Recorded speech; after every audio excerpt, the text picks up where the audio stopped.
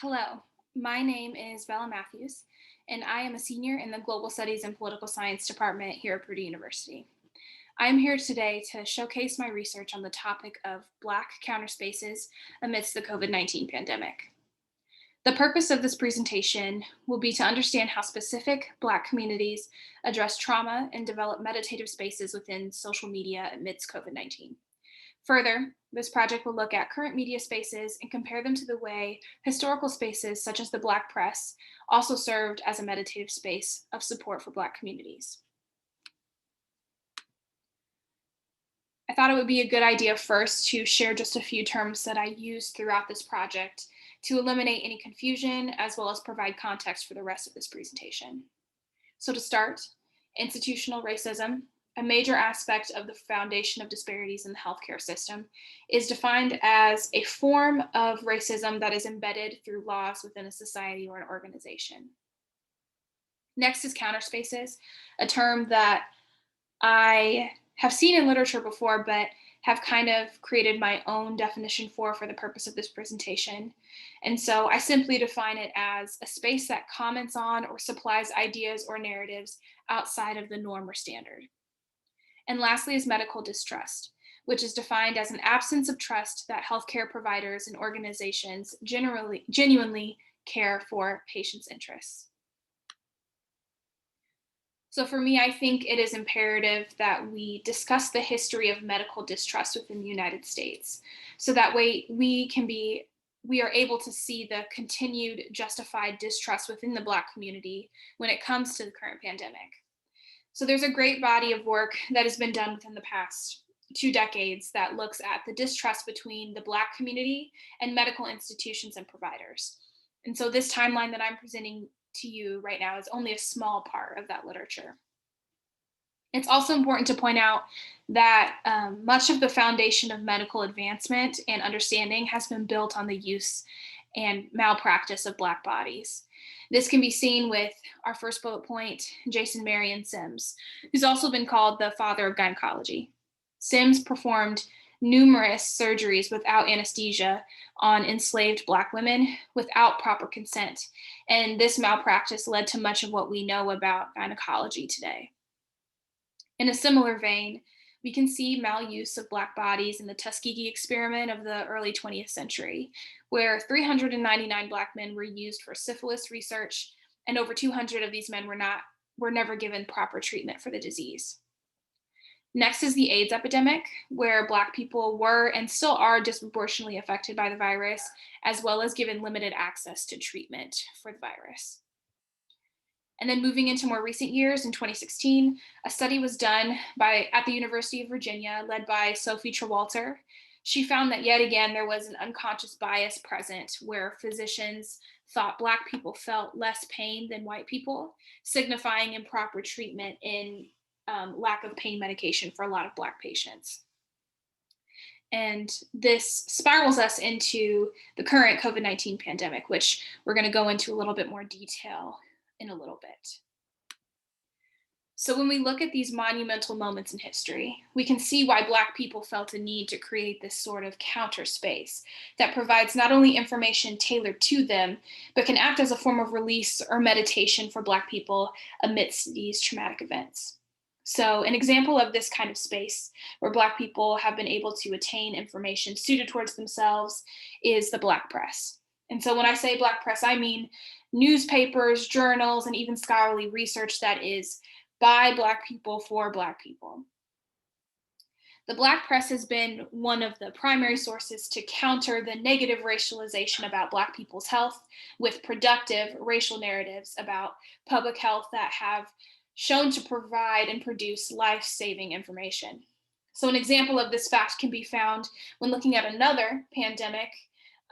This was found by Vanessa Gamble, who has noted that during the 1918 Spanish flu, papers such as the Baltimore Afro-American, Chicago Defender, and Philadelphia Tribune provided coverage that warned Black Americans of the dangers of the disease posed. Notably, the Chicago Defender's weekly column, Preventative Measures, First Aid, Remedies, Hygienes, and Sanitation, by Dr. A. Wilberforce Williams, He provided information and recommendations on how to prevent Black Americans from contracting the Spanish flu, as well as what to do in the event that they became sick. So here we see that when we supply a racialized understanding of a pandemic, we can develop a better understanding of how these institutions, such as the healthcare system, as well as the federal government, have a foundation of racist ideas and beliefs, leading to a need to develop spaces that address these concerns. The COVID-19 pandemic has only highlighted this fact and is another example of this. So now we're going to touch a little bit more on our current situation with the pandemic. Seen here, this graph supports the claim that Black people, as well as other marginalized communities, are disproportionately affected by the virus, yet mainstream media would tell you otherwise. Black people only account for 13% of the population, yet make up 21% of cases within the United States. This is important in understanding the distrust within the Black community regarding access to proper treatment, yet again, as well as apprehension towards the vaccine. So one place that has begun to address these apprehensions and harsh truths is through social media. Due to shutdowns and recommendations to stay at home, social media has been on the rise.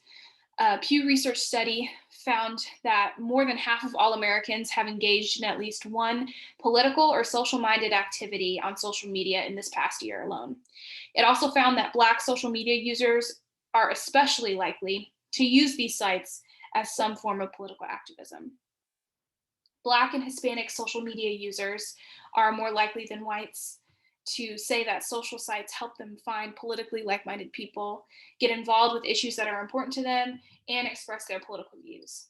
So what this tells us is that social media has now become a space by which marginalized communities feel they can express issues that may not be in the mainstream media.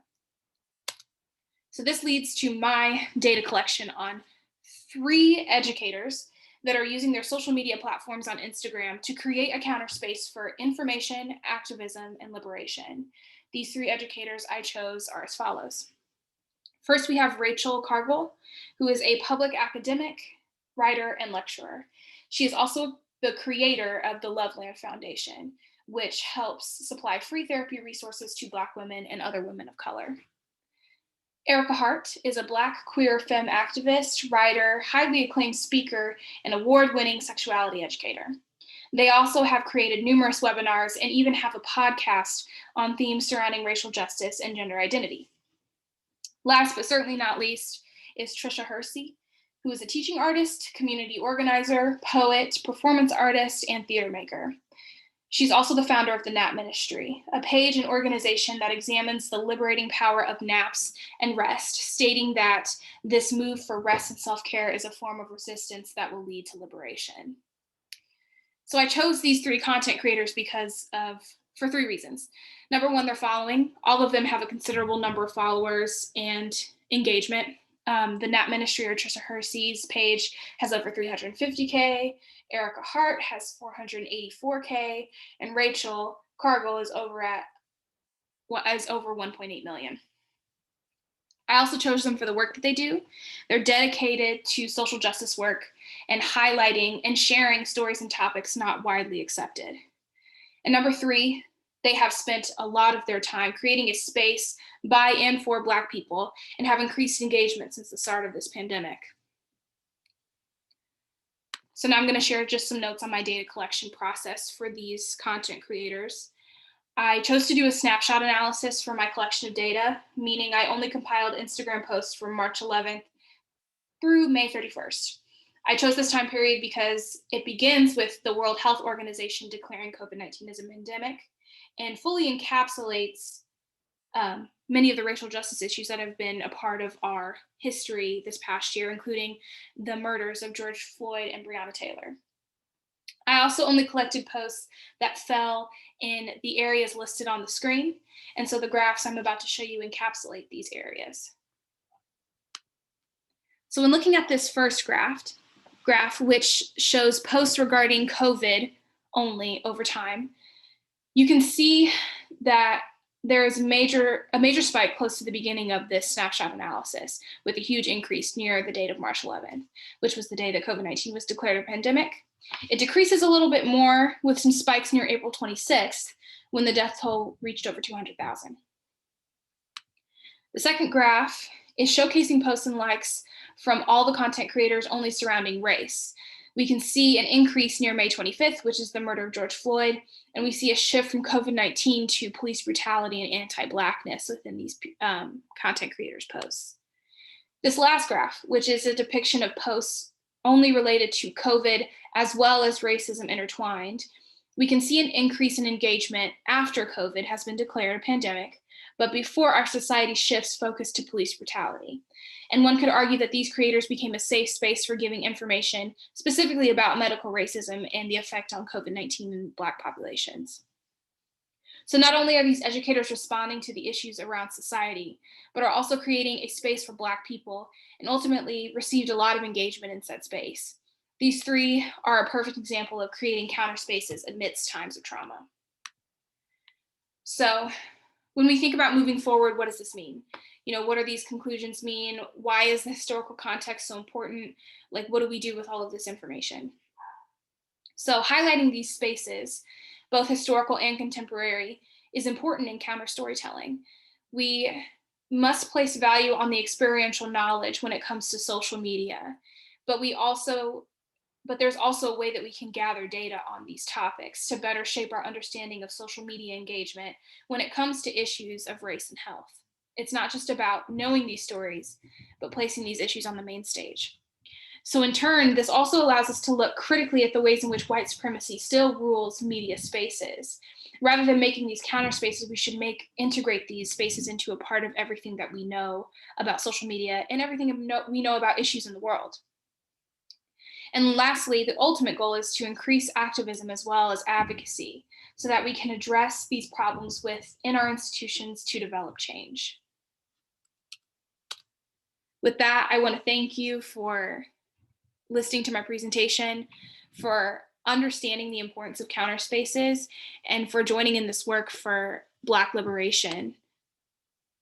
And so I thank you. Thank you very much.